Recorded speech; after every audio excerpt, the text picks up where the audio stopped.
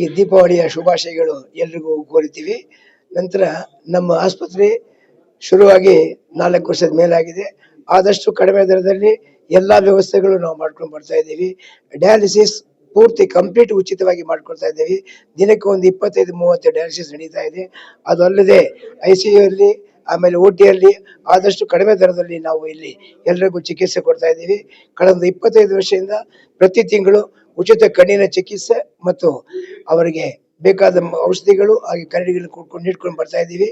ಇವಾಗ ಇನ್ನ ಒಂದು 3 ತಿಂಗಳಲ್ಲಿ ಬಹುಶಃ ಸಂಕ್ರಾಂತಿಗೆ ನಾವು ಹಿಂದಿನ ಕಟ್ಟಡ ಶುರು ಮಾಡಬೇಕಂತೀವಿ. ಇವಾಗ ಆಗೋದು 25-30 ಡಯಾಲಿಸಿಸ್ಗೆ ಅಲ್ಲಿ ಕನಿಷ್ಠ ಒಂದು 50 ಡಯಾಲಿಸಿಸ್ ಮಾಡಬೇಕನ್ನೋ ನಮ್ಮ ಉದ್ದೇಶ ಇದೆ. ಆದಷ್ಟು ಬೇಗ ಎಲ್ಲ ಸೌಕರ್ಯಗಳನ್ನು ಕೊಟ್ಬಿಟ್ಟು ಮುಂದೆ ಹೊಡಿತೀವಿ. ಅದಲ್ಲದೆ ಹಾರ್ಟ್ ಸೆಂಟರ್ ಇಲ್ಲಿ ಮಾಡ್ಬೇಕನ್ಬಿಟ್ಟು ನಾವು ಪ್ರಯತ್ನ ಪಡ್ತಾ ಇದ್ದೀವಿ.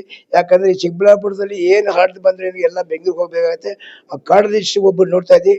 ಕಾರ್ಡಿಯಾಲಜಿಸ್ಟ್ ಆಗಿ ಹಾರ್ಟ್ ಸೆಂಟರ್ ಆದಷ್ಟು ಬೇಗ ಪುನಃ ಅದೇ ರೀತಿ ನಾವು ಶುರು ಮಾಡೋದಕ್ಕೆ ಪ್ರಯತ್ನ ಮಾಡ್ತೀವಿ.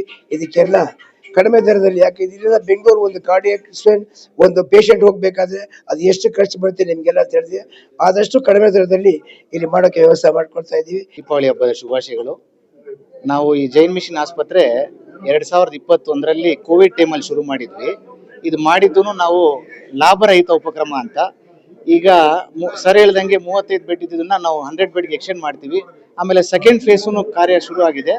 ಇಲ್ಲಿ ಫಸ್ಟ್ ಫೇಸ್ ಅಲ್ಲಿ ಡಯಾಲಿಸಿಸ್ ಕಂಪ್ಲೀಟ್ ಆಗಿ ಉಚಿತವಾಗಿ ಮಾಡ್ತಾ ಇದೀವಿ. ಒಂದ್ ದಿನಕ್ಕೆ 25-30 ಪೇಷಂಟ್ಸ್ ಆಗುತ್ತೆ. ಹಿಂದ್ಗಡೆ ಬಿಲ್ಡಿಂಗ್ ಹೋದ್ಮೇಲೆ 50 ಪೇಷಂಟ್ ಆಗುವಂತ ಮಾಡಿದೀವಿ.